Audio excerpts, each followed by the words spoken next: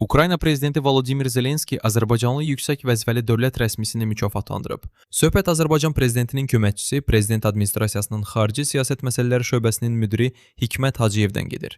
Hikmət Hacıyev Ukraynanın 3-cü dərəcəli xidmətlərə görə ordeni ilə təltif edilib. Məlumatı Ukraynanın Azərbaycandakı səfiri Yuri Huseyev sosial şəbəkə hesabında paylaşıb.